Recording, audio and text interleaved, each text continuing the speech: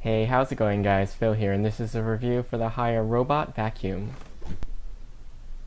You'll receive the robot vacuum, the charging station, a remote control, one virtual wall, the AC adapter, a cleaning brush, two spare sweeper brushes, one replacement HEPA filter, a mop tank, two mop pads, and a user manual. I do own the original robot vacuum, a Roomba, but sadly after many years, it no longer works. However, it does give me a sense of what I should expect. The Haier vacuum measures 13 inches in diameter and 3.5 inches tall, so if it needs to go under furniture, it needs to have at least that much clearance. It has touch buttons by the main LCD display, a physical bumper sensor in the front, an infrared dust sensor, two sweeper feet on the bottom, and a power switch on the side. Press on the upper panel to access the dust collection bin. This bin is made of a clear plastic housing so you can see how full it is. There is a HEPA filter pre-installed, and this is the primary filter. Both can be washed in water when dirty, but should be completely dry before using in the vacuum.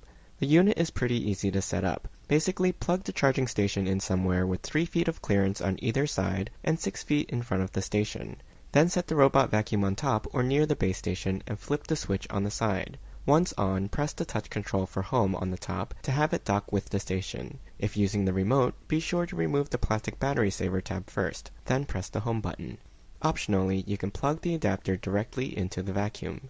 There are a few ways to have the robot clean after it is fully charged. You can set a scheduled time using the keys on the main body, or on the remote control. This allows you to choose a daily cleaning time, but really what it's doing is setting a delayed start from the current time. So if it's 10 a.m. now and you set it to start in 1 hour, it will start cleaning at 11 a.m. and it will clean at 11 a.m. every day. There is no option for skipping certain days.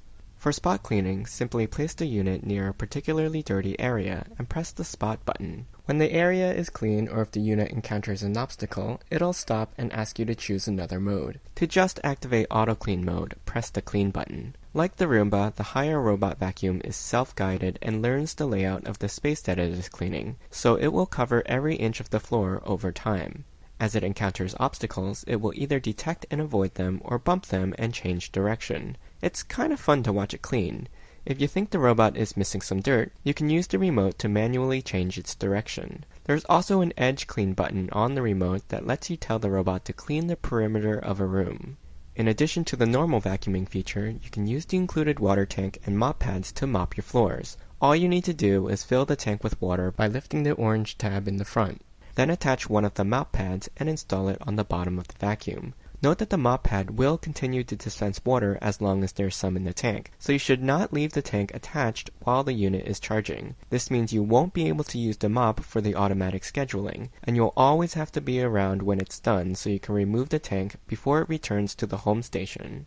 The virtual wall is exactly what it sounds like. Install the batteries in the bottom and turn it on. Point the hole where you want to create a line that the vacuum cannot cross. This is useful for containing it to a single room that has one exit. If you have multiple virtual walls, the vacuum will not cross any of them.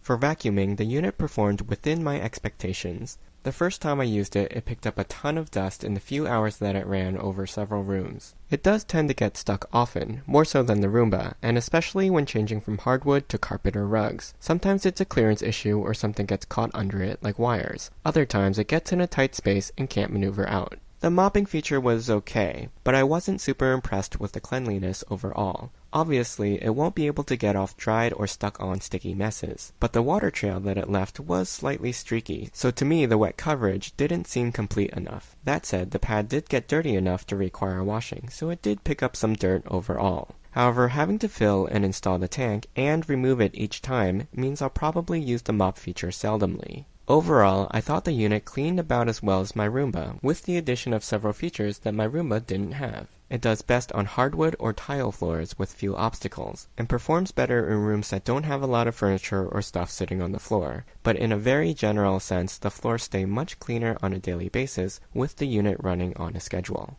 I hope you enjoyed this review. You can ask me any questions in the comments. I'll put a link to the product in the description below. Don't forget to subscribe to my channel and join me next time.